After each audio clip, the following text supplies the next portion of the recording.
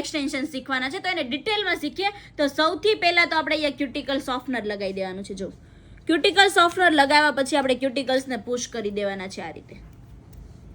Cuticle push જેટલા સરખા થયા હશે ને એટલા કટ એકદમ જોરદાર અને સરસ થવાના છે.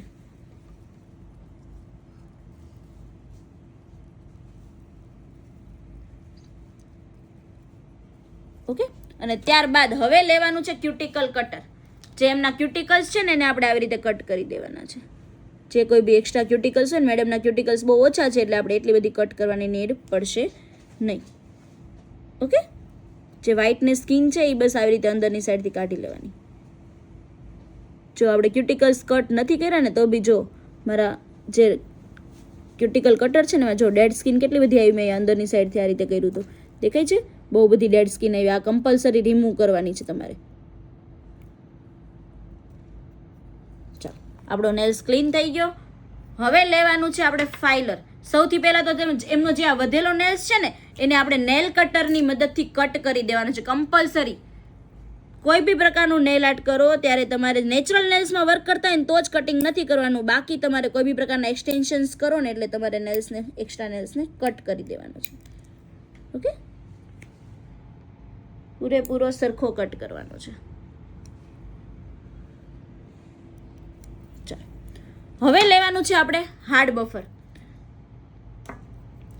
નેલ્સને પૂરેપૂરો ફાઇલ કરી દેવાનો છે. કોઈ બી એંગલથી બાકી ન રહી જાય એ વસ્તુ આપણે ધ્યાન દેવાની છે. સાઈડની વોલ્સ બી ચેક કરી લેવાની છે અને સ્કિનને સાઈડમાં ટાઈટ પકડી રાખવાની છે, જેનાથી આપણું ફાઇલર છે ને એ સ્કિનને ટચ ન થાય. ઓકે, ત્યારબાદ ફેરવશું આપણે ડસ્ટિંગ બ્રશ.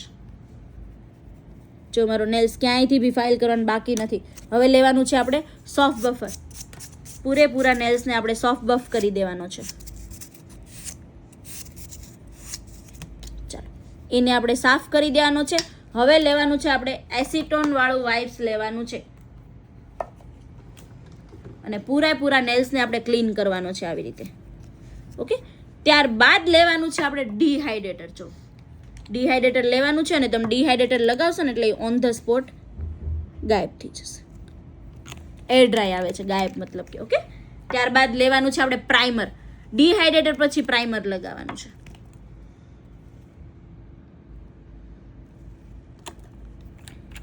હવે લેવાનું છે આપણે બેઝ કોટ. બેઝ કોટ લગાવવાનો છે. એને કઈ રીતે લગાવવાનો છે તો સૌથી પહેલાં આપણે સેન્ટરમાં મૂકીને ઉપરની સાઈડ જવાનું છે. ક્યુટિકલ્સ પર તમારો બેઝ કોટ લાગવો ન જોઈએ.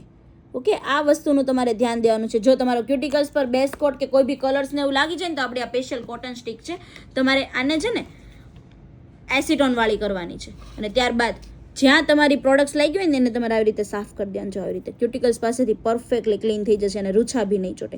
આને હવે આપણે યુએલએમમાં 60 સેકન્ડ ક્યોરિંગમાં મૂકવાના છે બેઝ કોટને. અપર ફોન એક્સટેન્શન્સ માટે છે ને એની સ્પેશિયલી ટિપ્સ આવે છે અને આ ટિપ્સ પાછી રીયુઝેબલ હોય છે.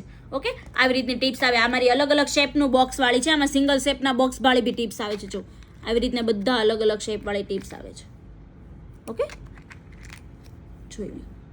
અને આ ટિપ્સ પાછી રીયુઝેબલ હોય છે. આ બોક્સ આપણે લેવાનું છે. ત્યારબાદ આપણી પોલીજેલની ટ્યુબ લેવાની છે. ઓકે, અને ત્યારબાદ એની જોડે યુઝ થવાનું સ્લીપ સોલ્યુશન લેવાનું છે. સ્લીપ સોલ્યુશનને તમારે આવી રીતે કોઈ બી તમારા કન્ટેનરમાં, હું અહીંયા ડીપ જારમાં કાઢી લઉં છું અને મારો ડીપ જાર છે ને વારાઘડીએ મારું બહુ બધું ઉડી જાય છે. એની માટે મેં ઢક્કનવાળો સ્પેશિયલી લીધો છે. જ્યાં ઓપન રહે ને તો એર ડ્રાય થઈ જાય છે ફટાફટ, એટલા માટે. અને એની માટે આપણે બ્રશ યુઝ આ કરવાનું છે. આગળની સાઈડથી રાઉન્ડ અને પાછળની સાઈડથી સ્પેચ્યુલા આવશે. આ બ્રશ કમ્પલસરી યુઝ કરવાનું છે.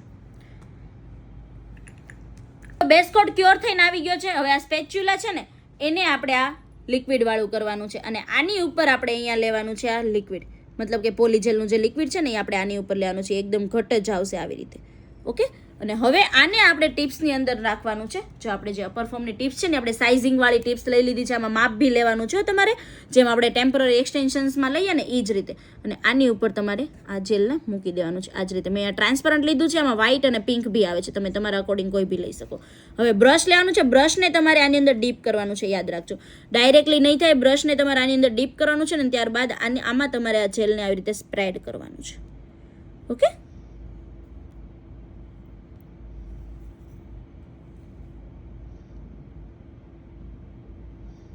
સરખું સ્પ્રેડ કરવાનું છે પૂરેપૂરી ટિપ્સમાં, ક્યાંયથી બાકી ન રહી જાય ને યાદ દેવાનું છે. જેવડી તમારે લંબાઈ રાખવી ને એ પ્રમાણે કરવાનું છે.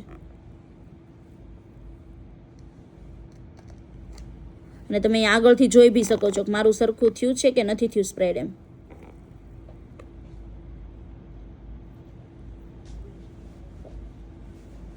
એક્સ્ટ્રા પોલીજેલ હોય તો એને રિમૂવ કરી દેવાનું છે આપણે.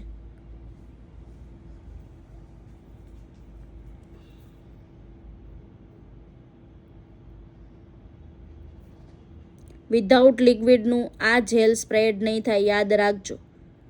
લિક્વિડ વગર કરવા જશો ને તો તમારું બ્રશમાં પૂરેપૂરું ચીપકી જશે. જો મારું અહીંયા પરફેક્ટલી થઈ ગયું છે સ્પ્રેડ. ઓકે, કોઈ બી એંગલ બાકી ન રહી જાય, કમ્પલસરી જોઈ લેવાનું છે તમારે.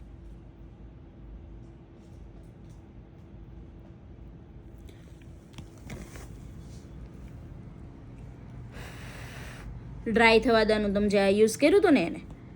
હવે શું કરવાનું છે, હવે જુઓ તમે.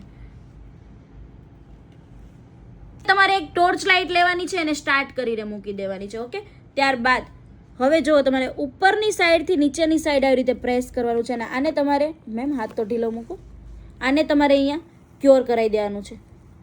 ઓકે,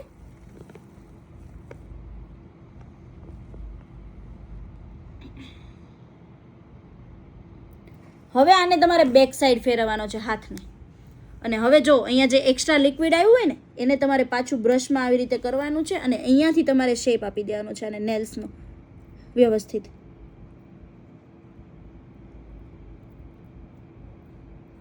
લિક્વિડ ડ્રાય થઈ જાય તો પાછું બ્રશમાં લેવાનું છે ને અહીંયા તમારે નેલ્સને એને વ્યવસ્થિત અહીંયા શેપ આપી દેવાનો છે.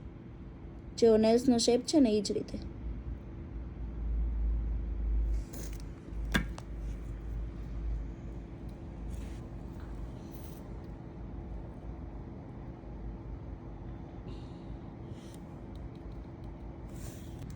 તમારે અહીંયા પાછળની સાઈડથી પરફેક્ટલી જેવી ટિપ્સ છે ને એ રીતે કરી દેવાનું છે. ને હવે આની સ્પેશિયલી ક્લિપ આવે છે.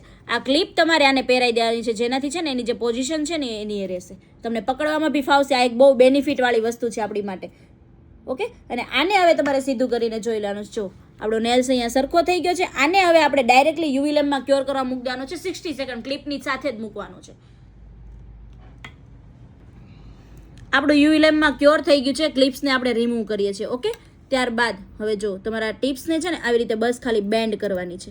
આપણા અપર ફોર્મ એક્સટેન્શનમાં આપણી ટિપ્સ પૂરેપૂરી રિમૂવ થઈ જશે. આવી રીતે બેન્ડ કરશો ને એટલે જો આપણા લિક્વિડથી ટિપ્સ આપણી છૂટી થઈ ગઈ છે. ઓકે, આને હવે આપણે જેટલો શેપ આપવો છે એવી રીતે કટિંગ કરીને આને શેપ આપવાનો છે. અહીંયા ક્યુટિકલ્સ પાસેથી ડ્રીલ મશીનથી ક્લિયર કરવાનું છે. એ બી હું તમને બતાવું. અપર ફોર્મ એક્સટેન્શનમાં આપણે નેલ્સ રિમૂવ કર્યા પછી જો ક્યુટિકલ બીટ્સથી આપણે ક્યુટિકલ્સને પૂરેપૂરા ક્લીન કરવાના છે. આવી રીતે પ્રોડક્ટ્સ જે એક્સ્ટ્રા લાગી હોય ને બધી રિમૂવ કરવાની છે તમારે ક્યુટિકલ્સથી 100%.